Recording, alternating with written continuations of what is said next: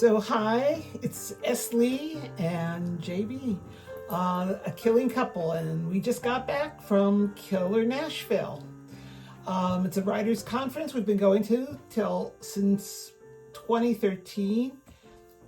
Down in, well, not actually in Nashville anymore. It's in the outskirts in a town called Franklin, which is pretty cool in itself.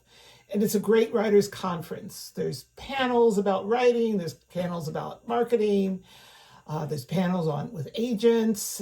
And then the best part of it is a bunch of us writers just sit around with coffee and kibbutz, our favorite thing to do as writers. While we were there, we spoke to a number of writers who shared with us their experience as writers and who offered some tips on writing.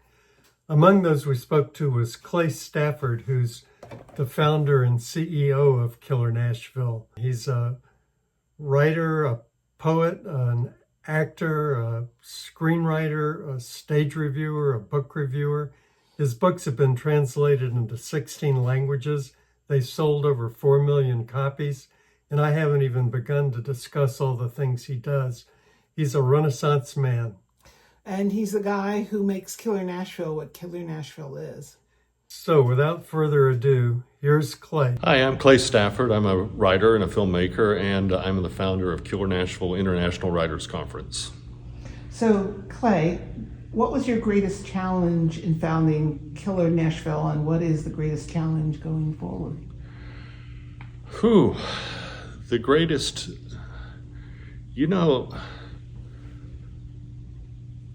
I have a wonderful time. I don't know how to answer that question because I guess doing the conference every year, just the logistics of the conference every year, but it's actually a labor of love. So I actually really, really enjoy what I'm doing, and so I don't view it as a challenge. It's actually something that makes me jump up and want to get excited and get ready to do it every day. And I guess the challenge every year, it fills up and we have to turn people away. And I guess that would be probably the biggest challenge for me because I hate to say no to people who do want to come. What is the most surprising thing that ever happened at Killer Nashville? When Janet Ivanovich arrived and as a guest of honor, I had her. We have different things that we give to the guests of honor as gifts and tokens at the end of guest of honor, at the end of the conference. And so I offered to send those to her, and she said she'll take it with her. And I said, how are you going to get all this stuff on the plane? And she said, well, I have a plane. So, okay, good. So anyway, she got everything on her plane and took off. So yes, that was quite a surprise that someone would actually fly in to Killer Nashville and then fly back home afterwards. So. Okay, there have been a lot of successes that have come out of Killer Nashville. Is there anyone that stands out in your mind particularly or that you'd like to talk about? No, because every person has their own individual path that they go on, and I am proud of all successes, and success means a bunch of different things to a bunch of different people, and I don't think we can define what is success except for saying what is your individual success. And there are people who have just been wanting to write a book, and to me, that's success. Some people want to publish, that's success. And we have people who go on to get movie deals and to get all sorts of, international distribution and things that came from Killer Nashville. And for them, that's, success. But I don't count one success greater than another success because I think, some people just want to write for friends and family. Some people want to, be the next bestseller all over, and I think whatever their terms of success are is what we need to acknowledge. And so I don't have any one at all. I'm just proud of everybody that gets to achieve their dreams. And one of the great things about Killer Nashville is that you treat independently published authors with the same respect as traditionally published, especially with respect to the awards. Can you talk a little bit about that? Well, since the very beginning, we came together on a level playing field. And if you notice, sometimes some people are surprised because they've got maybe a PhD after their name or a doctor in front of their name or something like that, and it never appears on the name tag. And some people are like, you forgot my title. No, your title is fellow writer. So since the very beginning, it's been an equal playing field that if you come to Killer Nashville, you're just one of the guests. Even the guests of honor, even the agents, they are just one additional person there at Killer Nashville, a friend, a colleague, somebody that we can meet. And since the very beginning, I said, if you come to Killer Nashville, and I tell our guests of honor this, and I tell all of our forensic people this, that when you come to Killer Nashville, you have to be willing to give out your personal information to these writers, because for me, it's about building relationships, no matter if it is with another writer, with somebody in the publishing business, or with somebody in forensics. It's all about building relationships. And those people who have the knowledge need to give the writers, no matter where they are, the key, which is their contact information, to be able to access all of that information. And Clay, you have all these different roles, and how do you balance it?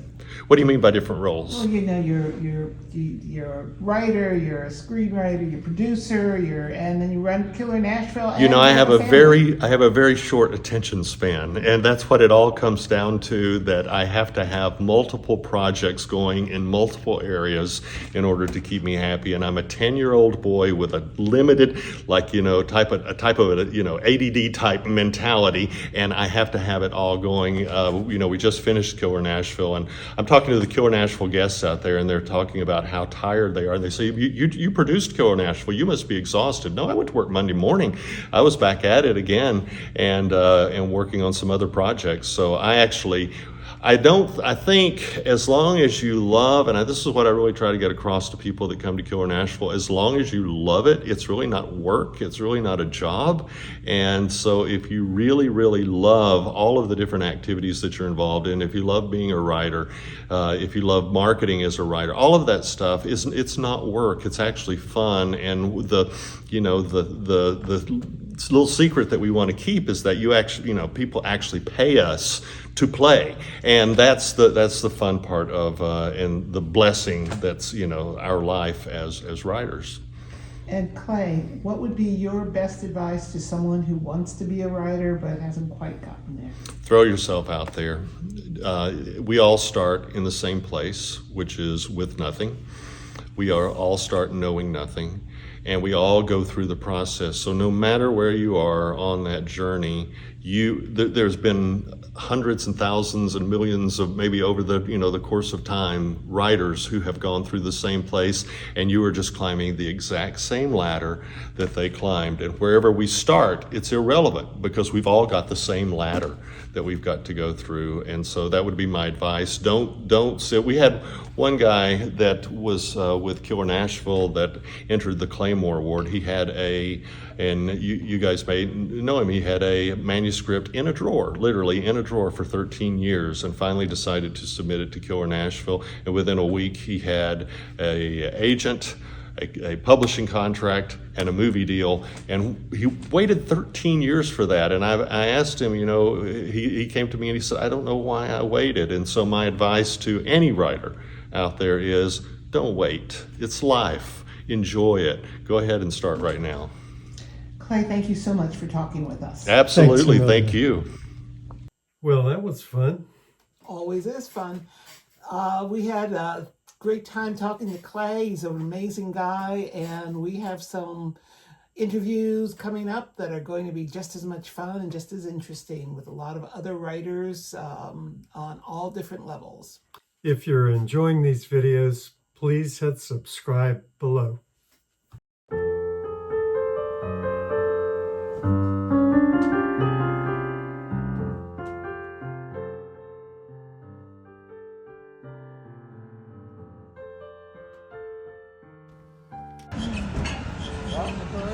Well, guys.